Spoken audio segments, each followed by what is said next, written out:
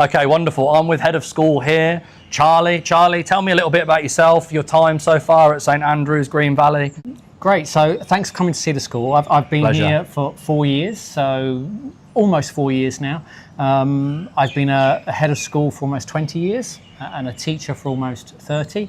You don't look old enough. I feel it at times, but yeah, so I qualified a long time ago in geography and PE as a teacher. Moved into SEND teaching and pastoral care and wellbeing when I was in the UK, but then moved overseas some 20 years ago and around Asia now. And yeah, really glad to be in Thailand. Been here for the last 4 years. Really settled in it at a fantastic school here, and me and the family are very, very settled. I've got 3 children. One of them have been through Green Valley, now at university, and my daughter is now in year 12. Oh, right, wonderful, wonderful. And so when you left the UK 20 years ago, you first of all went to, I'm going to assume Vietnam. No, I'm wrong. Yeah, no, I'm wrong. No. Where did you go? So China. China. So we've been in China, Dubai, Vietnam and Malaysia, and then Thailand as well. I know your wife was from Vietnam, that's why I said that. Okay, so you've been around a few before then? Yeah, a few different countries, yeah. Yeah, okay. But Asia is definitely our home. Yeah. We've been here a long time now, so this is where we're settled. What first attracted you to the head of school position at St Andrews, Green Valley? You'd have been in China then, so what attracted you to come here? Sure, so I've been involved in green schools before. This school's very green. Yeah, so this is about as green as it gets, isn't it? So I've been involved in green schools. I've been involved in schools which are about experiential learning and project-based learning. So this very much appealed. The school has actually got a very, very well-established reputation for being a happy school and for having students, staff and parents who are really part of the community. So that was important to me. And when we were talking to Cognita, who themselves are a big group in education as well, when we were talking to Cognita and we heard about the vision of the school and what type of school it was, and in its beautiful countryside setting, which I like as well, which very much speaks to me. We were really motivated to come here, and we're glad we made that decision. Obviously, no regrets. No regrets. Oh, you're loving it. Yeah. And what about your vision then, Charlie, for St Andrews, Green Valley? Let's say over the next perhaps 3 years. It's to maintain the excellent academic results. You know, last year were amazing results that put us amongst the top schools in Thailand for academic results. But which is remarkable, really, for an a small. Relatively small international school, sort of in the countryside, as you say, in Rayong. Yeah, sure. Considering up against schools in Bangkok. Sure, and non-academically selective as well. So the fact that we're taking these children, or we're helping them to make loads of progress, that's part of what we are. That's in our DNA as a school. So we're accepting and we're creating an environment in which children want to learn. A big part of what we do is having our children hands-on in their learning. So we discussed earlier about experiential learning and outdoor learning, education for sustainability. So that's really, really important to us. So what we need to do is we need to ensure that our students are actually getting hands-on in what they do. They're running businesses, they're being innovative, they're creating designs, and they're applying their knowledge from their textbooks. And we've actually been developing what I think is an incredible curriculum, which has been award-winning so far as well. An incredible curriculum which gets the children hands-on in their learning, takes the abstract and makes it concrete, and actually gets children practicing what they're learning about. And these are resulting in those great academic results. So we're going to take that step by step even further to make sure that the children are coming through with real solutions to real world problems so that they can thrive in what is quite a changing world. And that curriculum that you mentioned, I know we said inside, that is very much unique to Green Valley, right? I mean, you design all of that yourself around the wider curriculum objectives, not just shoehorning things in, but real learning that can be explored in this fabulous environment that you've got, right? With the great teachers that you have. Yeah, absolutely. Experts. And that's what I was about to say, that it's not really just me, the vision might come from here, but it's in terms of the people that we've got around, the teaching staff who have to do it, the heads of departments who talk to each other all the time, and then we've got some key roles here. We have a coordinator, a curriculum coordinator, for eco-literacy, and she will work with our staff at identifying where the sustainable development goals can be present within our curriculum, how it fits in with the PYP. We then have a head of place-based education that then makes the school site speak to that curriculum. And then we have different teaching and learning leads who then work on assessing that curriculum, making sure it works in practice, etc. And then an outdoor education lead who takes the children off-site to support that learning. So let's take an example where you might be learning about chocolate in the PYP, and you might have sustainable development goals associated with that in terms of fair trade, equality, all those different things.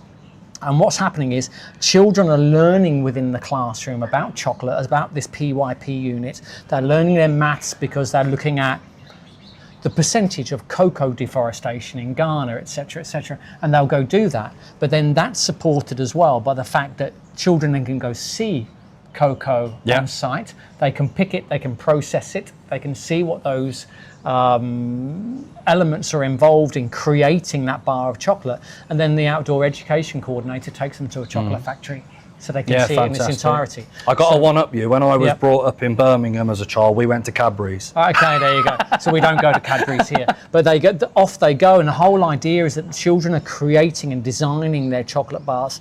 They're looking at healthy eating amongst that. They're looking at ingredients. They're looking at marketing. They're practicing their maths. They're practicing their English, and then they're getting their hands on in actually opening their own businesses as well. So that's what experiential learning is all about. We use the outdoors as a lens to get the kids hands on in their learning. How proud are you of this environment? Because I was actually talking, I won't mention any schools' names, but I was talking to a school leader last week about environments of schools, and there's definitely this trend. Okay, there's a trend of moving towards the clinical, right? Like some of these schools, you might be walking into them, you think, have I walked into a hospital here, have I walked into a school, right? So the glass windows. But I mean, in terms of an environment, Charlie, like as you look around, I talk about when I go to schools and the walls are bare. When it's just bare concrete walls, and we're stood just like one random corridor. Sometimes this can be lost on you, and you've got hanging plants all the way down, all the way round, which talk, back to the student well-being. Must feed in wonderfully. My original question was, how proud are you? Immensely. You've hit the nail on the head. This is a unique campus. It's a special campus. It's been around for quite a while. We're a 30-year school, so 30 years next year, anniversary of a school. So these grounds are mature, and they've been turned into a learning space for the children. And it is linked entirely with the well-being. And our Voice of the Student survey data is actually coming through strong and clear that even the students are associating their well-being with the environment that we have and the outdoor spaces that we have, creating reading trees that the children can just sit underneath and sit inside those trees, making sure that well-being is at the forefront of everything we do. And that's even for our staff. Even if I have my bad days, I can come here and I can sit here in the morning before work for half an hour and really take the time, quality time for myself. Oh, it's fantastic. It's like you can hear the birds are chirping. We were really pleased as Punch the other day to find you should research these birds called Indian rollers. Indian rollers, and there were 2 nesting pairs in the school, and they're beautiful, beautiful birds. So there's actually a bird watching club that's been set up by the kids, and we bought a hide for the children to look at. But down by the pond that we've got there, our Year 12 students are using that as a chemistry project for them to revitalise that water source. So it's an incredible learning space for all of them. And we're really, really proud that actually here well-being is at the fore of everything that we do, really. Yeah, we saw some iguanas. Yeah, iguanas. And we saw a sheep, didn't we? Sheep, we saw goats. sheep, some goats, chickens, rabbits. Again, they're not there for the sake of it. No, they're something that you can learn from. So children can learn, for example, about the biological processes and the chemical processes that are associated with turning milk into cheese. So behind all these things, there are learning opportunities as well. With this being such a unique environment, tell me a little bit about the recruitment process. I've been walking around. I know you've got some teachers that have been teaching here for close to 20 years. But in terms of the recruitment, you're obviously looking for certain specialist sort of people who want to be in this sort of environment, right? Yeah, I think first of all for me is making sure that you get the personalities of your staff right. So you want to see, yes, there's experience, particularly within the school where they can drive academic outcomes, and everybody's looking for that. Of course. But you need people with passion, enthusiasm and energy as well, and you want to make sure that you're employing the right characters who are going to put the students at the center of everything, and that's what we focus on doing here. People who build relationships, who can show that not only are they great teachers, but they're great people as well, and that's the focus for me. We're lucky that we have long average tenure here and good average retention as well, which is probably the best in my career around amongst the schools. Because in the international sector, it's high turnover. I don't know what the average would be. 2-3 years within a school, 4 years. 2.5 years normally within average international schools. We're at above 5. On average. So COVID changed a few things, but we have really high retention here and good average tenure length. And the staff here are very, very good at what they do. What I've always said, particularly that I'm impressed with here, and I've told staff here quite often, as a parent, I cannot and do not question how much the staff care for my children.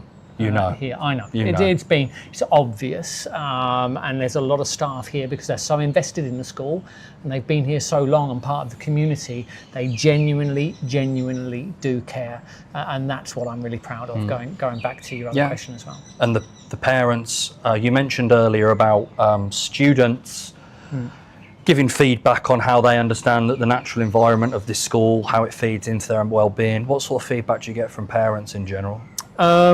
Just the other day I was showing you, but just the other day parents beginning or are realising quite heavily about how the children are getting skills for later on in life as well. So we're trying to say to parents, we believe in really high academic outcomes, but having children hands-on in their learning and learning outdoors isn't mutually exclusive to that. One feeds into the other. Research is really clear that if you can get children more hands-on in their learning, they achieve better because there's stickability in their learning. Because they're practicing things and they're making it applicable, they will actually remember those concepts that they are being taught, and they'll enjoy school a lot more. So one of the clear things that comes through from our Voice of the Parent data, Voice of the Student data, is how much our parents appreciate and know that their children are genuinely enjoying school and are running into school in the morning if you're on the gate, and there's smiles that are there. So that's important for us, and it's really nice to know that the parents are appreciating that as well. Yeah, good. How about Cognita? Tell me a little bit about Cognita as a group, where St Andrews Green Valley fits in the group. So Cognita is a whole ecosystem around 100 schools globally. So big group, big group. Worldwide, and a number of schools throughout Asia. And of course, we're part of the St Andrews family within Thailand itself. So it operates obviously in different levels for that. But what that means for us as a school is that we are not alone at all. We're part of a wider family of schools. We have our sister schools come here regularly to partake in competitions. We might send teams down, which are aggregated teams built up of students from all the different schools in the St Andrews. And we were in a big Bangkok tournament the other day, and representatives from Green Valley went down and joined in those teams. Yeah, there was the different schools. It was a football, was it? The different schools joined together to make a sort of St Andrews Cognita team, absolutely. right? Yeah, I heard about this one. Yeah. We've been down to robotics competitions recently down in Bangkok. We always hold, as you know, probably down here, we have the invitation invitational Yeah, games down here and the football tournaments that we have here. We have other schools that come and camp at our site actually, and we've got another school coming here on Friday. I wasn't aware of that. To camp here at the school, and we run forest school experiences for them. So you're not alone at all. And in terms of professional development for staff as well, it's a massive lever that we can pull. So it will mean that there are groups, focus groups that are being run from teachers across all our different schools who meet online, or there's events that we can send our staff to in different countries.